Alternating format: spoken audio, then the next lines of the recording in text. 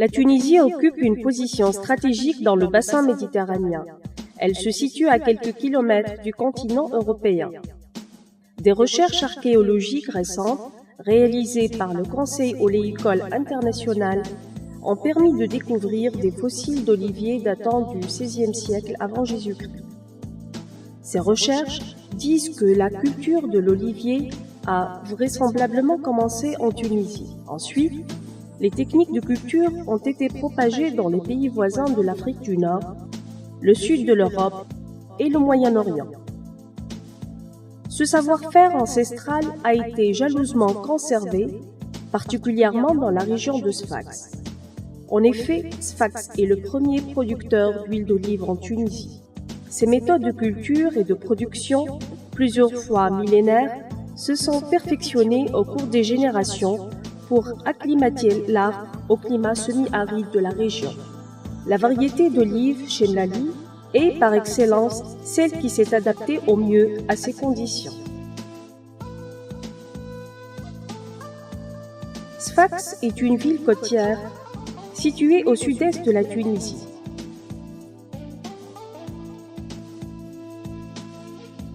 Elle est mondialement connue pour ses vastes champs d'oliviers et la qualité de ses huiles.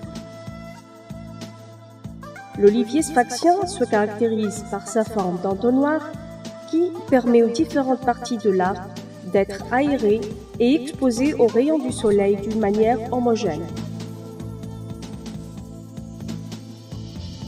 Dans les champs, les oliviers sont disposés en rangées parallèles et parfaitement alignés. L'huile d'olive tunisienne possède une excellente réputation à travers le monde. Elle est connue pour sa bouche légère, son goût doux et son nez fruité. La Soukouille est située à 10 km du centre de la ville de Sfax, sur une surface de plus de 17 000 m².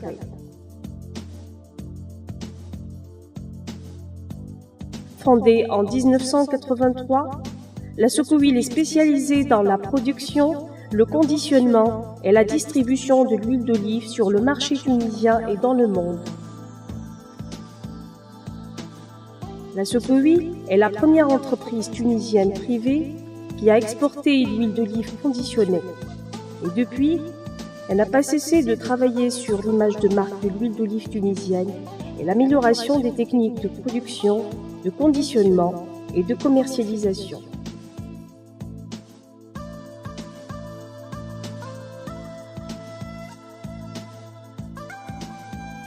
Pour obtenir une huile d'olive vierge extra, les olives passent par plusieurs étapes de transformation.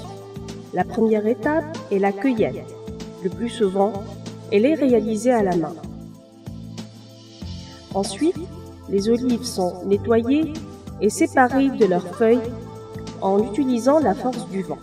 Juste après, les olives sont transportées au moulin. À leur arrivée à l'huilerie, les fruits sont classés en fonction de leur variété et leur provenance. Elles sont ensuite lavées, puis broyées et malaxées lentement afin d'éviter la formation d'émulsions. Cette opération est réalisée dans des conditions thermiques modérées, à une température ne dépassant pas 30 degrés Celsius. C'est pour cette raison qu'on utilise des malaxeurs à double paroi entre lesquels circule de l'eau à une température contrôlée. L'huile augmente sa fluidité, mais sa température reste faible pour éviter l'évaporation des substances volatiles qui donnent de l'arôme et éviter également d'amorcer la réaction d'auto-oxydation. La pâte d'olive obtenue est injectée dans le décanteur. La séparation de l'huile, de l'eau et de la matière solide est immédiate.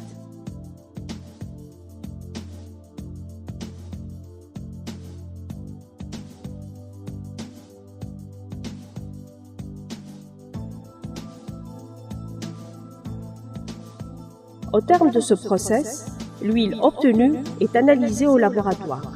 En fonction de l'acidité et des caractéristiques organoleptiques des huiles, un dégustateur spécialisé réalise les coupages adéquats pour obtenir des huiles équilibrées en goût.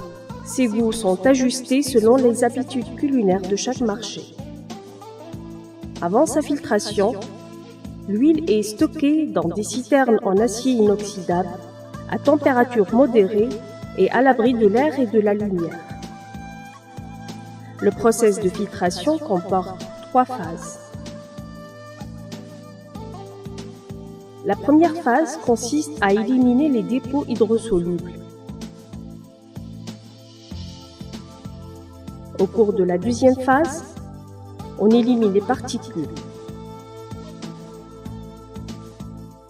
La troisième phase est une phase de finition, c'est la cristallisation de l'eau. Enfin, vient la dernière étape de conditionnement.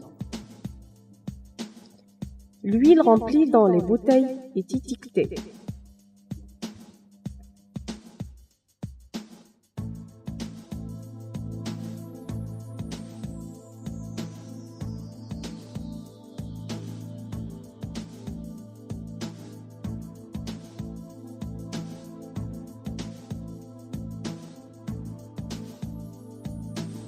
L'étiquette indique le nom de marque, la qualité de l'huile, l'acidité, le volume net, les valeurs nutritives, le nom du conditionneur et le pays d'origine. La date de fabrication, la date optimale d'utilisation et le numéro de lot sont imprimés sur le bouchon. Les bouteilles sont mises dans des cartons. Ces derniers sont rangés sur des palettes avant d'être distribués.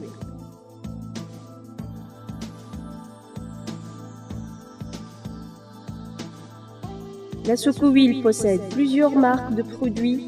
Les plus importantes sont Charal et Amilcar. La Socowil utilise plusieurs formats de bouteilles et de bidons de différents volumes. Les bouteilles utilisées sont carrées ou cylindriques. Le modèle Marasca, Quadra, Port d'huile et l'enfant Rommel. Les emballages métalliques sont carrés ou cylindriques.